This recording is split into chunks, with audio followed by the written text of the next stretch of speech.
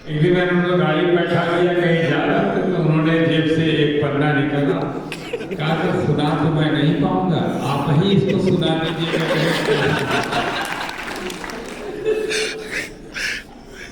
अच्छा मजे की बात तब हो गई जब एक प्रोग्राम में गया, विधायक जी मुख्य अतिथि, तो मेरे सुनाने के पहले विधायक जी जो कि मुख्य अतिथि थे उन्होंने कहा हम भी सुना।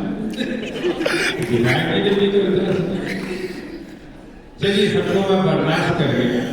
एक दिन मेरा अगली मुझसे कहता है कि आगे एक गुस्ताखी करूं आप,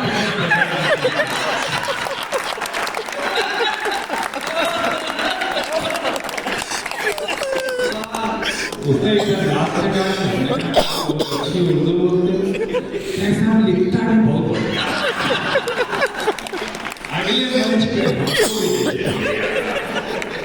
पैसा भले मत दिलवाइए, पैसा उल्टा जमा करा देंगे, मेरी कविता जरूर सुनवाए। तो आप लोग को सौभाग्य है कि लोग सर आपके साथ हैं, और मेरा ऐसा विश्वास है कि 2-4-30 कवि यहाँ से निकली जाएंगे बाद में हम लोगों के लिए करेंगे। बहुत प्यारा माहौल बन गया था। बहुत दिनों बाद मैं किसी मंच पे खड़ा हूँ, पता नहीं क्यों। मैं एक्चुअली रिटायर होते होते बच गया, तो फिर इसलिए जो है मुझे ये नहीं समझ आ रहा है कि मैं नौकरी में हूँ कि नहीं हूँ। अभी क्या बोलते हैं शौक से उभर नहीं पा रहा, लेकिन आपको एक कविता सुनाता हूँ। प्रेम की बातें से बहुत हुई। मैं आपको 2 तरीके का प्रेम सुनाता हूँ, है मेरे पास 3 तरीका है।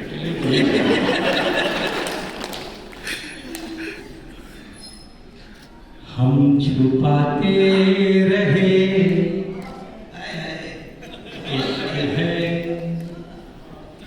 किशोरावस्था में जब मैं केंद्रीय विद्यालय में पढ़ता था तो कोई एजुकेशन हुआ करती थी।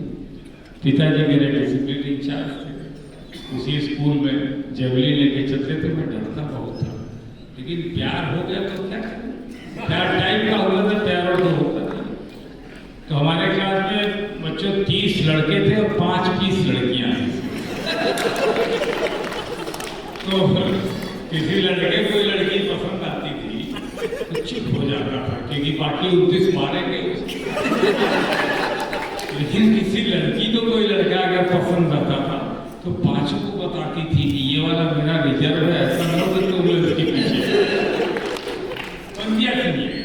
किसी शायर ने लिखा कि माना कि मोहब्बत को छुपाना है मोहब्बत, तो भी तो किसी रोज जगाने के लिए पंक्तियां सुनिएगा। हम छुपाते रहे इश्क है, वो जताते रहे इश्क है। हम छुपाते रहे इश्क है, वो जताते रहे इश्क है। हम छुपाते रहे इश्क है, वो जताते रहे इश्क है। हर मुलाकात पर आपसे यूं तो बातें 72 हुई, यूं तो बातें 72 दोस्त हैं 70 मतलब बहुत सी तो 72 कभी नहीं लिखी कि हर मुलाकात पर आपसे यूं तो बातें 72 हुई, पर जो कहना था, पर जो कहना था कह ना सके, पर जो कहना था कह ना सके। हिचकिचाते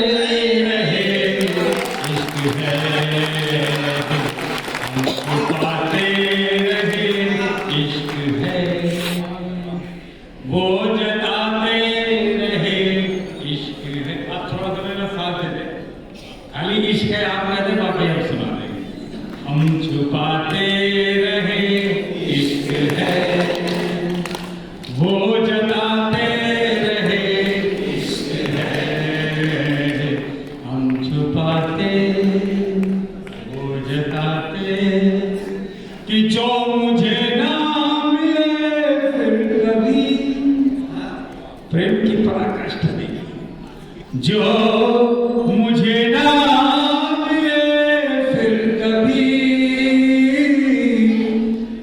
नाम जिसके लिखी जिंदगी,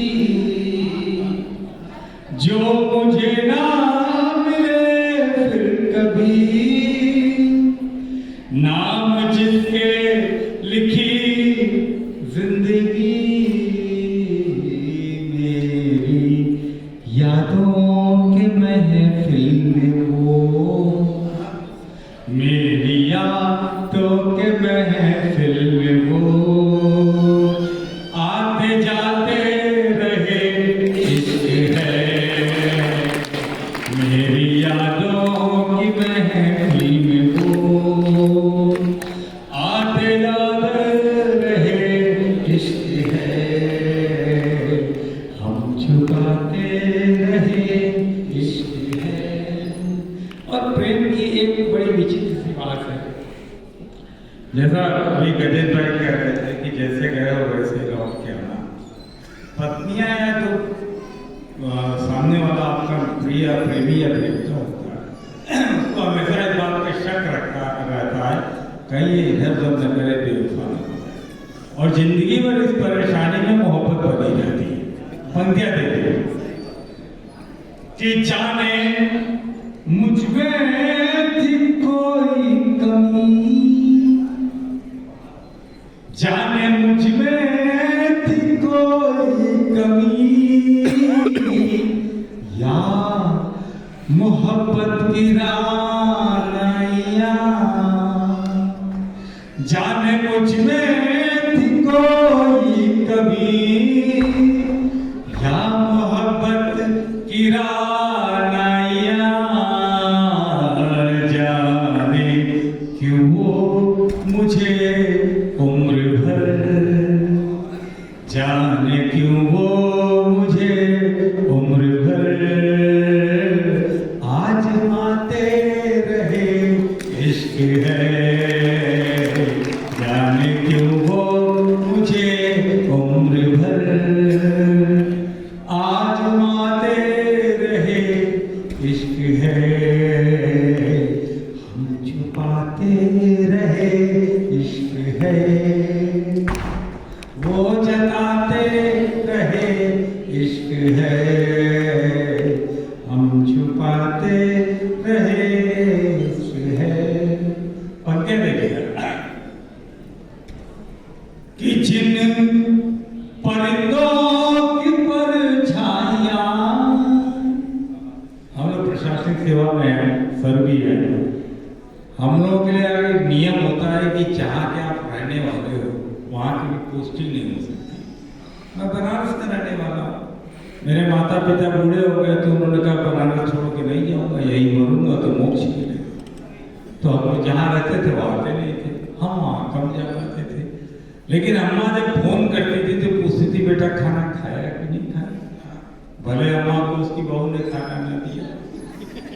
और पिताजी जब फोन करते थे कि कोई बदमाशी तो नहीं की, विधायक से लड़ाई तो नहीं की, भाई तुमको मैं बचपन से जानता हूँ। तो सबका अपना अपना वो है, आप भी घर छोड़ के यहाँ तक आए होंगे। पंक्तियां सुनिएगा, पिता माता हमें आप आपके बीच में क्या सकते हैं, और तमाम पिता सामने बैठे होंगे जिनके बच्चे बाहर पढ़ने गए हैं, एक बार घर से निकलने के बाद शायद ही वापस आना होता है। पंक्तियां सुनिए कि जिन परिंदों की परछाइयां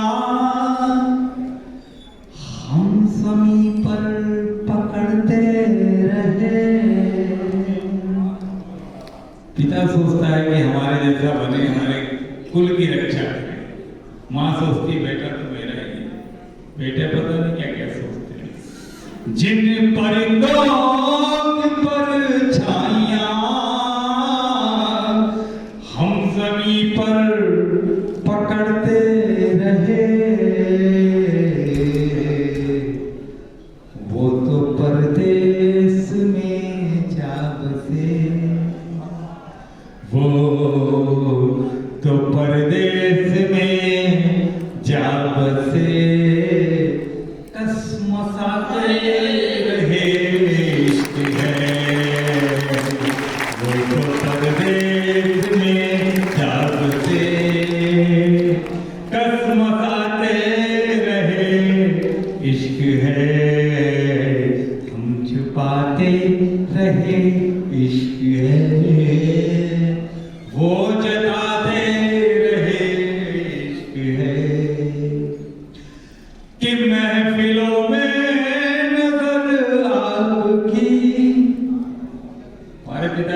रामचरितमानस की कथावाचक भी थे, तो 9 दिन का नवाब पढ़ा करा के 9 दिन की कथा कहला करते थे। तो ऐसे ही महफिल रहती थी, बीच में हंसी बनी रहती थी, इधर लड़के बैठते थे, इधर पुरुष बैठते थे, इधर महिला। मैं अपने दादा के साथ आता था, छोटा सा था, वो अपनी दादी के साथ आते थे। न मुझे कथा समझ में आती थी, न उनसे समझ में आती थी। यहाँ भी तमाम लोग इसलिए आए होंगे कि वो आएंगे।